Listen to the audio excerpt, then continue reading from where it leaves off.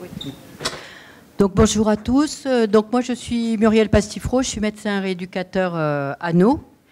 Et donc je suis accompagnée de Lynn Letemps, ergothérapeute, et d'un de nos patients, Meroujane, qui a accepté de participer à cette présentation avec beaucoup de gentillesse.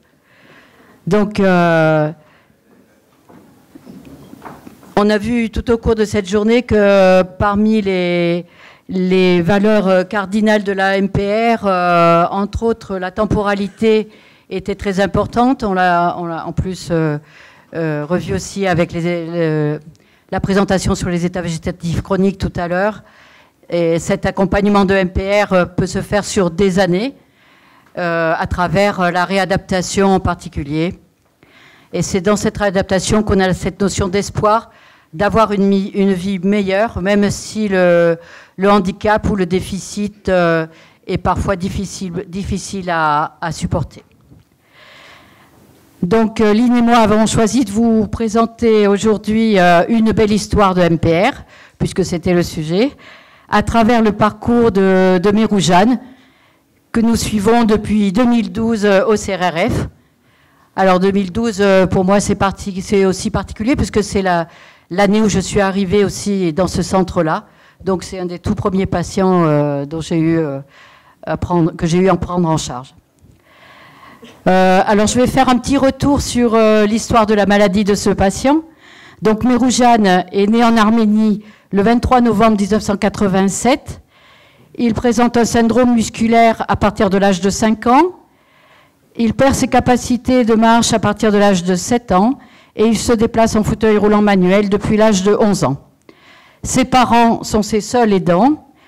En Arménie, il n'a jamais été exploré ni bénéficié de traitement médical. Il arrive donc en France en octobre 2011 pour raisons sanitaires. Une demande d'asile est en cours pour séjourner en France. Ses parents sont venus avec lui, mais sa sœur la plus jeune est restée en Arménie. Il parle arménien, russe et aussi un peu anglais, ce qui permet les échanges. À son arrivée en Creuse, il est hospitalisé en novembre 2011 à l'hôpital de Guéret, dans un contexte de crampes insupportables sur des troubles musculaires compatibles avec le diagnostic de dystrophie musculaire progressive. C'est là qu'il rencontre, pour une évaluation MPR, le docteur Yves-André Vimont, que certains d'entre vous connaissent, et qu'il est ensuite admis au CRRF le 9 janvier 2012.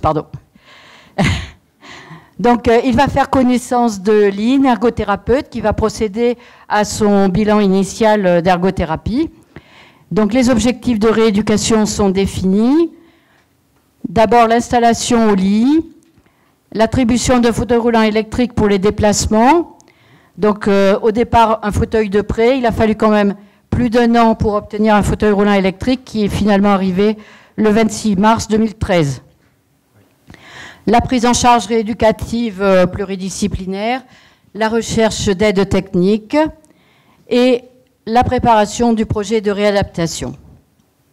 Je ne vais pas quand même vous détailler les 12 années de prise en charge rééducative parce qu'il a fait de très nombreux séjours et ce serait vraiment fastidieux. Donc je vais vous lire le message plutôt de Yves-André Vimont qui a tenu à nous envoyer un petit courrier. Voilà, parce qu'on n'a pas pu... on n'a pas pu malheureusement organiser de visio, ce qui est... Voilà, mais je vais vous lire son texte. Donc, Meroujane, chers collègues, chers amis, loin du Limousin, je suis encore martiniquais pour quelques jours, en mission malgré les apparences, pour un autre des établissements sanitaires de la Fondation Partage et Vie. Donc, je remercie Muriel et Lynn de me permettre de partager avec vous ces quelques instants et d'avoir choisi de mettre en avant l'emblématique Meroujane. Meroujane et vos indissociables parents, vous êtes un témoignage exemplaire d'intelligence, d'adaptation et d'intégration. Tout a commencé par une improbable rencontre en novembre 2011 dans le service de médecine du CH de Guéret. Vous alliez avoir 23 ans. Au titre du demandeur d'asile, vous veniez d'arriver avec vos parents directement d'Erevan à Guéret, dans une petite chambre d'hôtel, inadaptée à votre état de santé, à vos capacités fonctionnelles et sans aucune aide technique. Vous ne parliez qu'arménien ou russe et nos connaissances respectives en anglais étaient rudimentaires. Toujours. Vous méconnaissiez la MPR et ses diverses compétences professionnelles. Néanmoins, nous nous sommes fait confiance et vous étiez admis quelques jours plus tard à nous. Dès 2012, lors de votre longue hospitalisation au CRRF, vous avez entrepris votre processus de réadaptation et d'insertion. Un an plus tard, vous maîtrisiez le français, aviez une autonomie optimale compte tenu de votre myopathie, connaissiez toutes les équipes de Ligue 1, suiviez le top 14, et pourquoi pas le Tour de France, et étiez inscrit dans des activités de participation sociale. Néanmoins, personne ne pouvait imaginer qu'en 2024, vous seriez sélectionné pour être un des porteurs de la flamme olympique et que vous obtiendriez cette même année la nationalité française.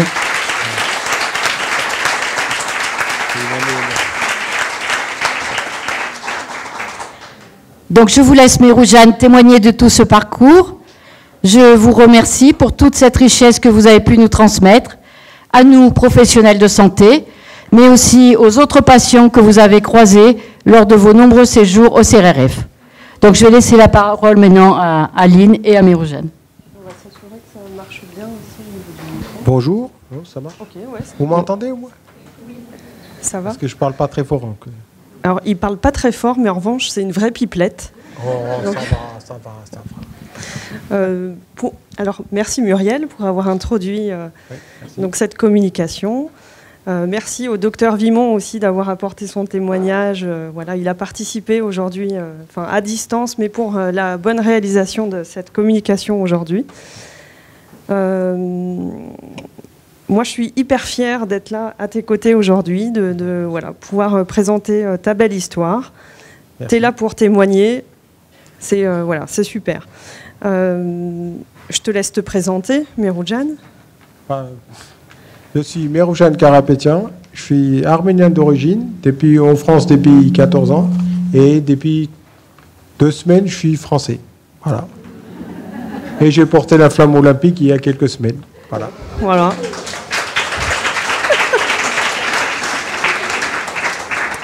Bon, on pourrait s'arrêter là finalement parce que c'est déjà énorme. Ah, mais on va quand même rentrer un peu dans les détails. Donc on va revenir un peu sur ton parcours, ton parcours de vie, ton parcours de soins. Tout est intriqué, mais en tout cas on va essayer d'en savoir un peu plus.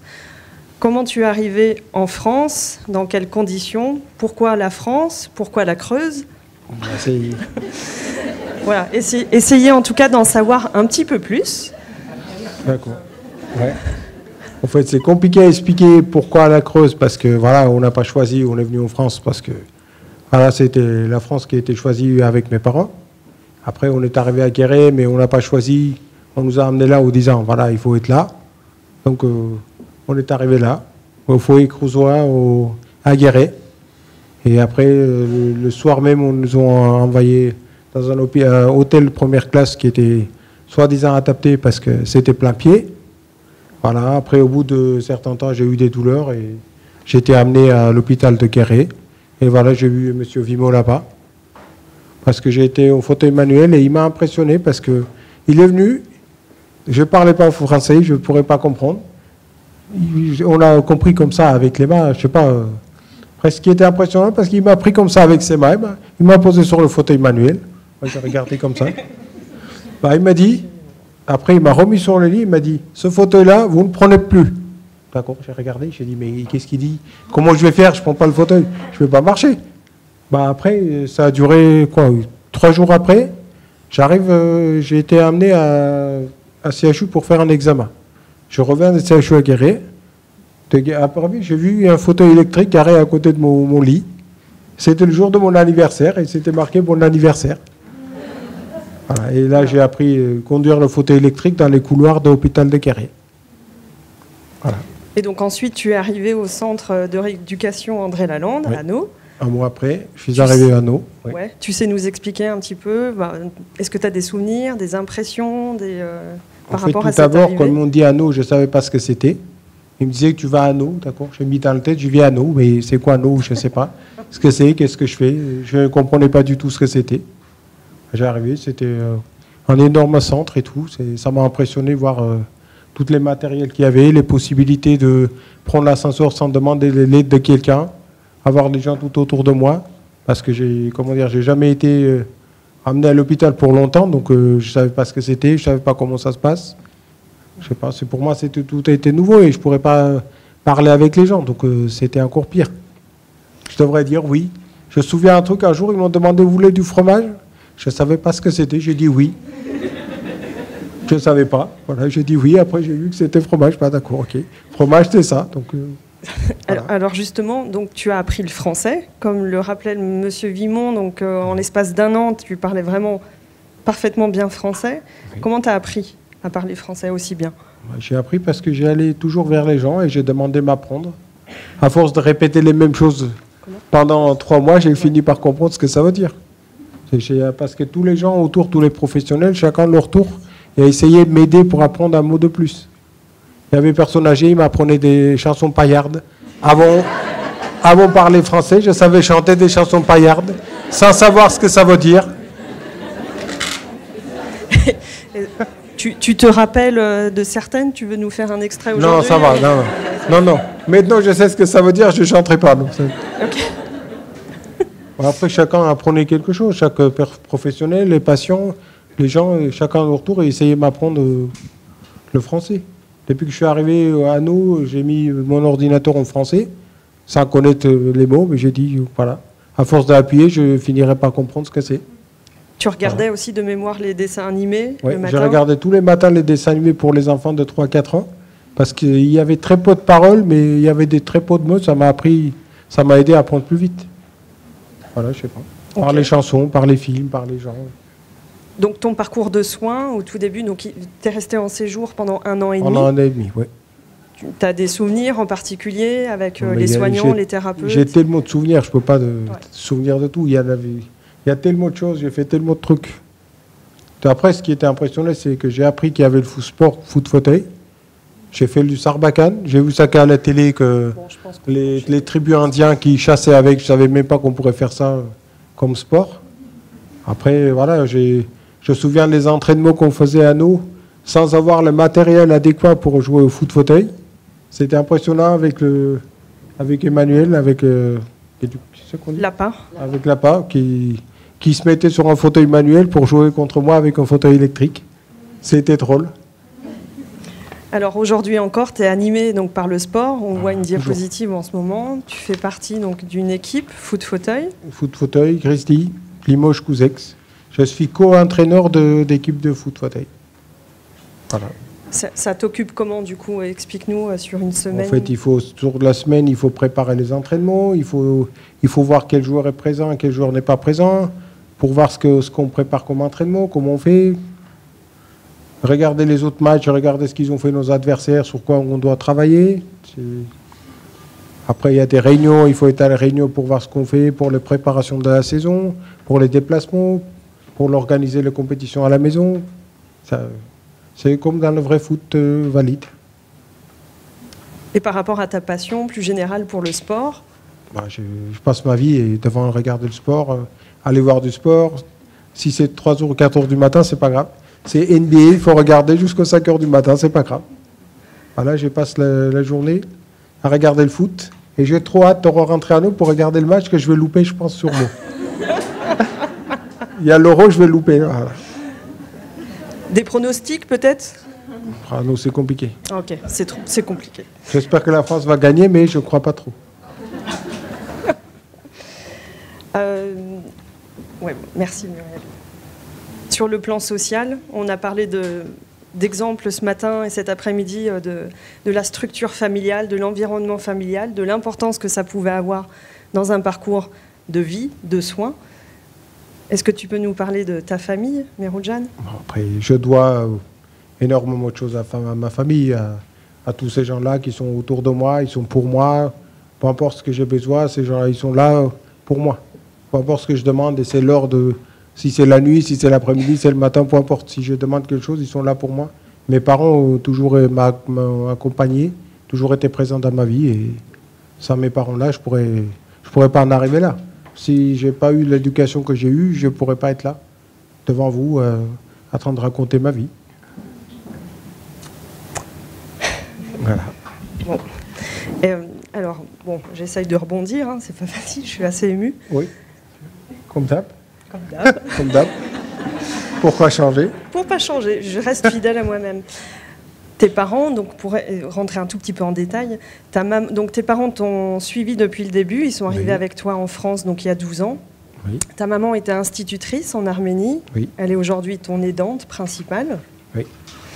Et ton papa a trouvé également du travail ici. Oui. Voilà.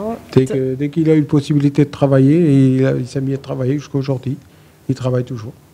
Ta maman a passé son permis de conduire en France. Oui. Voilà. Les examens en français, les permis de conduire. Voilà. Et alors, moi, je me souviens, donc, on parlait de l'hôtel dans lequel tu es arrivé en Creuse. Après, donc, l'appartement assez insalubre, enfin, insalubre, non, mais en tout cas, absolument pas fonctionnel et adapté à tes besoins. Donc, il y a de ça 12 ans. Et aujourd'hui, maison à la campagne, appartement aussi avec ta sœur. C'est ça. C'est une parfaite image d'intégration. Ben voilà. Pour les familles étrangères qui viennent ailleurs, qui s'installent en France, et petit à petit, ils construisent la vie, ils construisent des choses. Ils apprennent à parler français, c'est le plus important. Et faire, voilà. Pour toi, c'est la base c'est la base. Comme tu arrives en France, c'est la base de parler français. Si tu ne parles pas la langue du pays où tu vis, ça ne sert à rien de rester dans le pays où tu ne parles pas de la langue. Ça sert à rien. On disait en début de communication que ta sœur était restée en Arménie. Oui. Qu'est-ce qu'il en est aujourd'hui ? Maintenant, ma sœur, avec son mari et son fils, sont en France avec nous. Parce qu'il y a 1 an qu'on a su que mon neveu il attend la même maladie que moi. Du coup, on connaissait qu'en France, qui pourrait être mieux soigné qu'en Arménie, parce que là-bas, il n'y a pas de ce qu'il faut pour soigner ce genre de maladie. Du coup, on a essayé de leur faire venir ici pour qu'ils puissent accéder aux soins depuis jeune âge, parce que moi, j'ai été prise en charge à partir de 23 ans, donc c'était un peu tard pour la maladie que j'avais et que j'ai toujours. Du coup, on essaye de... Mais ma soeur, avec son mari et mon neveu, essayent de s'intégrer comme nous, qu'on a fait à l'époque. Ils passent dans des choses compliquées, mais on est là pour leur soutenir, parce qu'on est là pour montrer le chemin par où on a passé, pour en arriver à devenir un citoyen français comme je suis devenu. Donc, il y a 2 semaines, tu as obtenu ton passeport. 2 semaines, oui. Okay. Donc, tu es une belle force d'acceptation, de projection. Tu es un exemple de résilience, d'intégration familiale, plurielle. On t'aime pour ça. C'est vrai que tu es notre coqueluche depuis des années. On t'apprécie, tu es très aimé. Et donc, il paraît que tu as porté la flamme olympique le 24 mai dernier. Apparemment, oui. Comment on devient porteur de la flamme? Grâce aux gens formidables comme toi. Ah oui, c'est toi. C'est ta faute, tout est ta faute. Voilà. Voilà, bon, on va régler nos comptes peut-être plus tard, à un autre moment. Bon, est-ce que tu peux nous raconter un peu cette aventure, cette période, et puis un peu plus la journée? Après, c'est incroyable, parce que comme je su que Lynn m'a présenté au JO, c'était impressionnant pour moi, parce que j'ai lu ce que moi il m'a présenté, et j'avais larmes aux yeux à lire jusqu'au bout. Voilà, je croyais pas que il parlait de moi. Voilà. Mais dès le début, je disais à Lynn, c'est pas possible, ils vont pas choisir. Pourquoi ils vont me choisir? Il y a plein de gens sportifs au niveau en France qui vont être choisis à ma place, ça sert à rien. Moi, je croyais pas du tout que je serais tiré au sort. Du coup, comme j'ai passé le premier tirage au sort, je ne croyais toujours pas. Mais Lynn, oui, elle me disait, tu verras, tu vas y arriver, tu vas y arriver. Et en décembre, ils m'ont appelé en disant que vous étiez choisi. J'avais le téléphone à la main, je ne parlais pas. Et la fille a compris, elle me dit, prenez vos esprits, on reparlera après. D'accord, elle m'a dit que vous étiez choisi et tout. Et surtout, elle m'a dit, c'est interdit de parler aux gens autour de vous. Il ne faut pas que les gens sachent avant le 15 janvier. Là, c'était le 14 décembre, je crois. J'ai dit, ça va être compliqué, mais il m'a dit, oui, vous n'avez pas le choix, il faut pas garder le secret jusqu'au 15. Oui. où j'ai raccroché, j'ai appelé Lynn.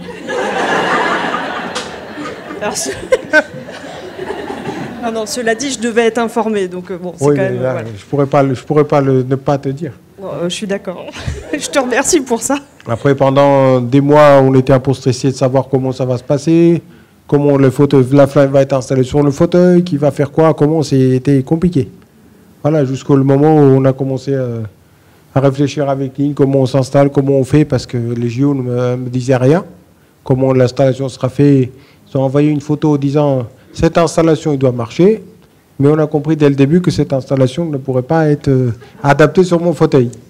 Mais bon, j'ai reçu un appel une semaine avant de porter la flamme, et le monsieur il m'a dit que tout va bien, tout est prêt. J'ai dit très bien, mais vous installez comment la flamme sur le fauteuil? Il m'a dit vous pouvez envoyer le photo de votre fauteuil, on vous dira. Très bien, j'ai envoyé la photo, il m'a rappelé 15 secondes après, pour m'annoncer qu'il ne savait pas comment il allait l'installer. Voilà, voilà, on a trouvé, grâce à Lynn, grâce à sa famille, on a trouvé une solution pour le médecin sur le fauteuil. C'était génial, on est arrivé à l'endroit. Ça a mal commencé, mais ça a bien fini. Et qu'est-ce que tu retiens de cette aventure? Qu'est-ce qui t'a marqué le plus? La présence de tous ces gens-là qui sont venus me soutenir, c'était l'émotion plus forte. Après, porter la flamme, c'est une chose incroyable, c'est sûr. Mais quand tu vois autant de monde qui vient te supporter avec tes photos, des badges, des trucs comme ça, les soignantes, des infirmières de nous, avec la famille, c'est dur à tenir. Donc c'était impressionnant de pouvoir faire ça. Et des petits badges. Voilà. Ces petits badges, oui, effectivement. C'est très petit, oui. Donc un soutien inqualifiable. Bah oui, évidemment, incroyable. Nous, en première ligne, le centre André Lalande, la Fondation Partage et Vie, nos familles respectives, amis, collègues, l'Arménie. Voilà. Ils étaient en direct en train de me regarder de là-bas. Grâce au téléphone de ma mère qui les a appelés sur WhatsApp avec la caméra montrant ce qui se passe. Et du coup, il y avait la famille devant, de l'Arménie, regardez ce qui se passe, comment je fais, qu'est-ce que je fais. Donc un relais aussi transmis en direct au centre André Lalande dans une salle polyvalente où s'étaient réunis professionnels et patients. Monsieur Vimon à distance, qui nous a regardés à 9h du matin avec le décalage horaire. Bon nombre de personnes qui étaient présentes aussi dans nos cœurs, nos têtes à ce moment-là. Voilà, c'était une expérience très forte et une délégation aussi de collègues, amis, familles, etc. Amis, famille, tout le monde. Les gardes-corps, les caméras et tout ça, c'était impressionnant de se trouver au milieu de tout ça. Et porter la flamme après une dame qui avait 107 ans. Donc. Alors c'est vrai que tu as été vraiment un très beau trait d'union entre une dame donc, de 107 ans et Chloé, lycéenne de 17 ans, sportive, etc. Moi je trouve que tu étais le parfait... On était parfait parce que tu étais avec moi. Ah oui, c'est vrai. Mais quand même, c'était toi en première ligne. Est-ce que... Alors, on s'est mis d'accord avant cette présentation, donc on sait que tu as une pathologie qui est dégénérative. Oui. Comment tu te projettes dans les mois à venir? Quels sont tes projets? Après les projets, j'aimerais bien aller visiter Paris. À part que j'ai visité mais que des hôpitaux. Donc ça serait bien visiter Paris pour voir ce qui se passe. Voilà, après, l'avenir, il y a des JO qui commencent. Voilà, il y a l'Euro, il y a plein de trucs devant. On l'aura compris, tu es très animé par le sport. Oui, il y a la saison après, la saison prochaine commence en septembre. Donc l'avenir est tout de suite déjà noté ce que je dois faire après. Est-ce que tu aurais un message à transmettre, toi qui es un grand messager de paix? Messager de la paix, oui. Bon, moi, j'en ai un que tu as cité, alors je ne sais plus à quelle occasion, en tout cas lors d'une interview d'un journaliste. Tu avais dit « Malgré le handicap, on peut réussir des choses, même si c'est difficile tous les jours. Oui. J'espère donner de la force et du courage pour affronter la vie quotidienne et montrer que des rêves peuvent se réaliser. » Voilà.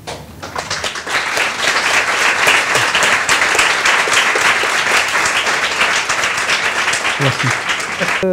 Un artiste qu'on connaît tous, Grand Corps Malade, qui nous a inspiré pour une citation. Alors on voulait utiliser... Bon, il va y avoir une vidéo. du relais de la flamme olympique. On voulait choisir donc un extrait de Grand corps malade. Ça colle pas tout à fait, mais du coup on va le lire ensemble. Et après donc on passera à la vidéo. Oui, je fais des bruits de fond. Oui, tu lis, je fais des bruits de fond. Hier, c'est le seul truc qu'on a répété hier et ça le faisait bien. Non, mais là c'est pas pareil. Ah mais là c'est pas pareil. Là on était tranquille. Là, donc ça s'appelle Le jour d'après. Voilà, c'est une chanson pour. Donc. Vas-y.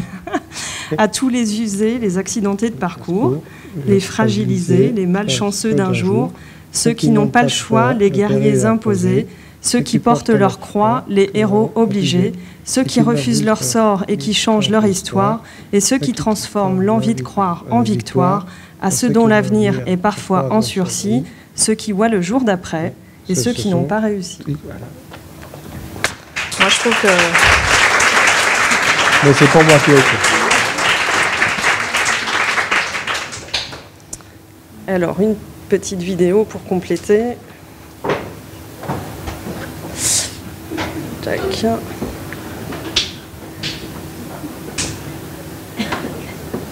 Il sera le seul Limousin à porter la flamme olympique. Il s'appelle Meruzan Karapetian. Il est handicapé. C'est son ami ergothérapeute qui a décidé de présenter sa candidature sans le lui dire, car, explique-t-elle, il le mérite pour la bonne humeur qu'il sème autour de lui. Franck Petit, Nicolas Chigot l'ont rencontré. Allez André! Vu que je suis dépendant des gens, parce qu'il y a des choses que je ne sais pas faire, les gens doivent faire à ma place. Du coup, ma manière de leur remercier, c'est que essayer de rendre leur vie meilleure en essayant de parler, parce qu'il ne faut pas faire autrement. Meruzan Karapetian est atteint d'une myopathie et il est bien conscient que sa vie peut s'arrêter prématurément. Alors il a décidé de profiter de chaque moment. Et le coach des Grizzlies Foot Fauteuil sème du bonheur sur son passage. C'est quelqu'un qui est toujours souriant en dehors du foot fauteuil. C'est quelqu'un qui est vraiment qui a toujours le sourire, puis qui a une joie de vivre exceptionnelle. Il a appris qu'il serait l'un des porteurs de la flamme olympique à travers un simple coup de fil. Ça arrive une fois dans la vie. Je n'attendais pas et c'est un truc participer, un jeu, comment dire, jeux olympiques, un jeu ancestral qui existe depuis des siècles. C'est une fierté j'appartiens à l'histoire, mettons.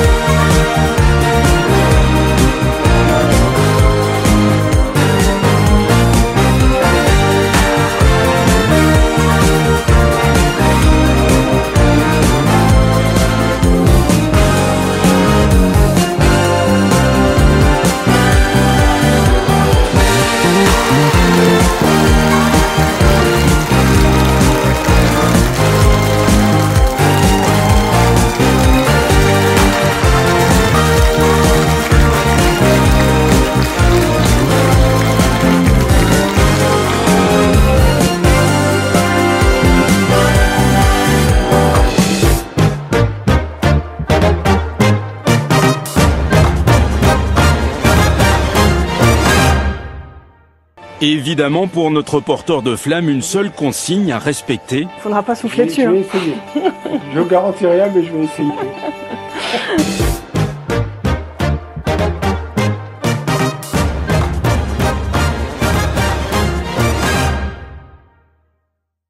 Voilà. Merci. Je n'ai pas vu la vidéo. Tu m'as fait une belle surprise. J'ai pas vu la vidéo en fait. C'est la première fois que je la vois. Voilà. Bah ouais. Merci. Bah merci à toi. Fou. Merci. Voilà. Merci. Voilà, merci à toi. Je voulais te remercier à plus d'un titre parce que tu es très important dans nos vies. Vie professionnelle, bien évidemment, avant tout. Oui. Mais voilà, tu es un exemple de résilience. Voilà, je pense que tout le monde l'a saisi. Vraiment. Si tu le dis. Merci du coup pour ta présence, ton témoignage. Merci à vous de m'inviter. C'était un honneur.